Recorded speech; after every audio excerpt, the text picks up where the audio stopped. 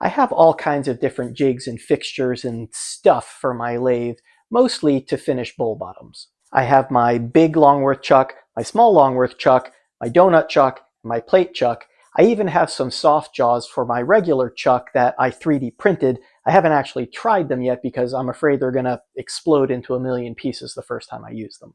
But one thing that I don't have is a set of coal jaws. They're also used for cleaning up bowl bottoms, and I don't necessarily think I need them because I have so many other ways to finish up a bowl bottom, but I still think I would like a set. The reason that I don't have any coal jaws is because they're not exactly cheap. I paid about $100 for my chuck, and a set of coal jaws will run me about $60 or $70, which is almost what I paid for the chuck itself. But what I do have is a very particular set of skills. No. What I do have is I've got the power! No. What I do have is a bunch of scrap plywood that my brother gave me, so I'm going to use that to make the coal jaws. If you've watched any videos on my channel, you know that I always prefer to make my own jigs and fixtures. That way I know that I can build them to my own specifications and they'll work exactly the way I need them with my tools. So with that out of the way, let's get started and make some coal jaws. Here is the scrap plywood that I'm going to use. This is 3/4 inch maple plywood, and I should need 4 pieces of it. Other than the plywood, the only other thing that I think I'll need for this should be these rubber bumpers. I got these off the Home Depot website. I did not get these at Home Depot because online these were $1.50 each, so a total of $3, but in the store, each one of these is inexplicably $6, so I'll leave a link down in the description. The first thing to do is to remove the jaws from the chuck. This is a Nova G3, but I think this should work the same for any chuck.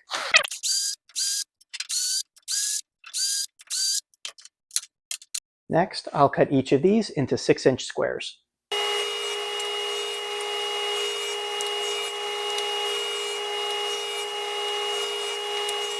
Now I will use the existing jaw pieces to trace holes onto the work pieces, and I'll use these two just to make sure it's nice and square.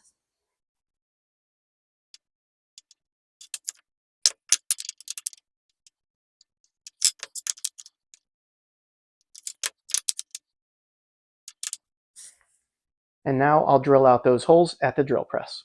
The screws for the chuck are very short and the plywood is actually thicker, so I'll have to drill these out in 3 steps. First, I'll do a counterbore with a Forstner bit, then a countersink, then the through hole.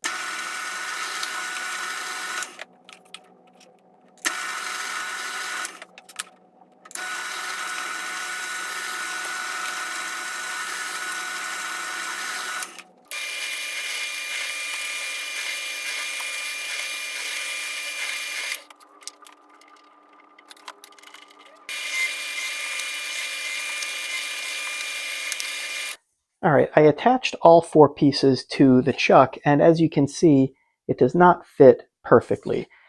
They are not entirely even, and I think that's because there are some ridges on the actual chuck itself. So let me take these off and show you what I mean. So the part where these pieces attach are actually proud of this part of the chuck here. So I'm going to chisel out that part on the underside here. You can actually see the indentation here, and we'll see if that fits any better.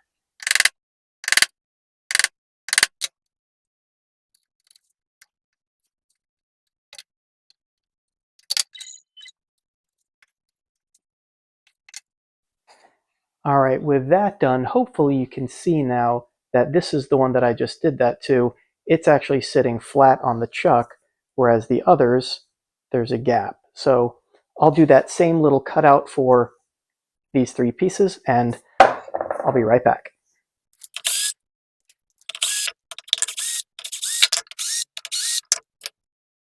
All right, let's get this mess cleaned up and see what it looks like.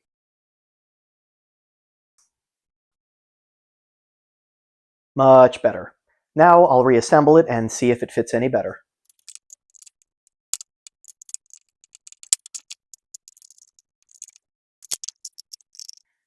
Okay, it may not be perfect, but that is actually much, much better. Now my lathe swing is 12 inches, so I'm going to draw a circle that is 6 inches in radius, and then I will cut off the excess at the bandsaw. Except my chuck opens by about 5/8 of an inch, so I'm going to redraw that circle at about 11.5 inches, so when this is open fully, it'll still fit on the lathe.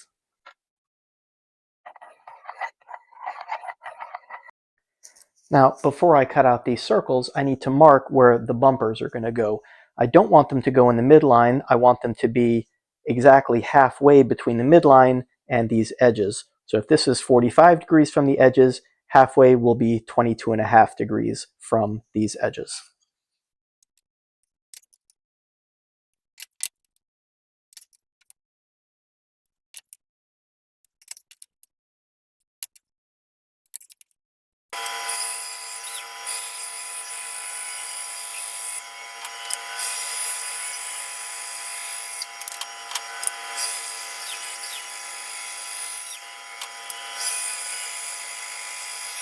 All right, everything is looking good. Let's go install this on the lathe and mark out places where I'm going to put the bumpers.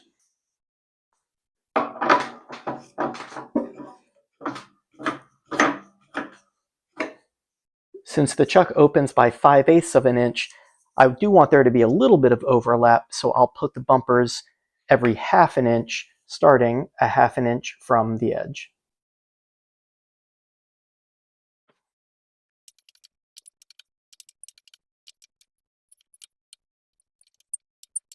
And now I'll just use my fine parting tool to make very shallow grooves on all of those lines.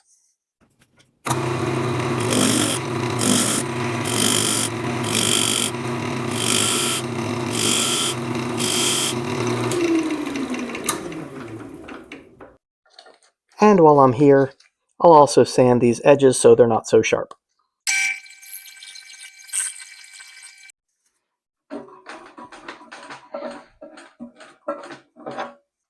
The next thing to do is to drill holes at all of these intersections of the lines and the grooves.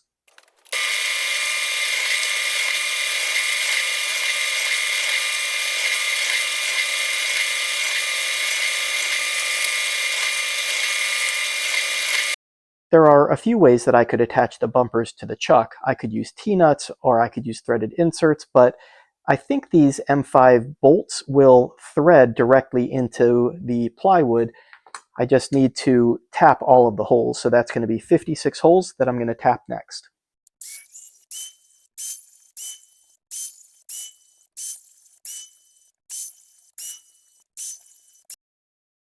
All right, I have reinstalled all of the plates onto the chuck, and now I am just tightening all of the screws. And I just want to talk a little bit about the total outlay for this project. The plywood here was free. These bumpers were a total of $3, and I'm using these M5 bolts that I got from Harbor Freight. The whole combination pack was a total of, I think, $4 or $5, so these are probably just a couple of pennies each.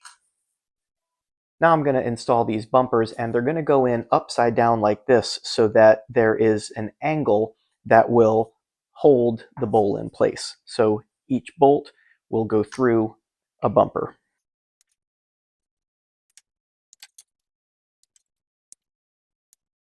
Now to see if it actually works, I have the chuck opened up. I don't actually have a bowl that is unfinished, so I'll just use this ambrosia maple bowl as an example. I'll put it here. I think this ring is going to be a little too close, so I'll put it on this third ring here.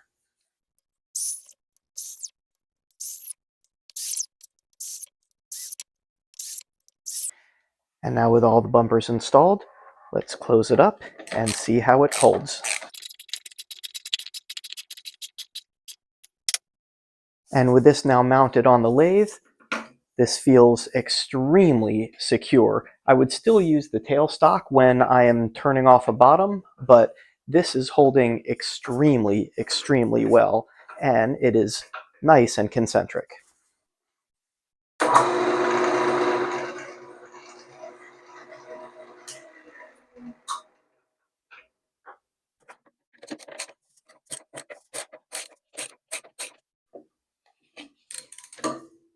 there you go. Quick, easy, and best of all, cheap cold jaws.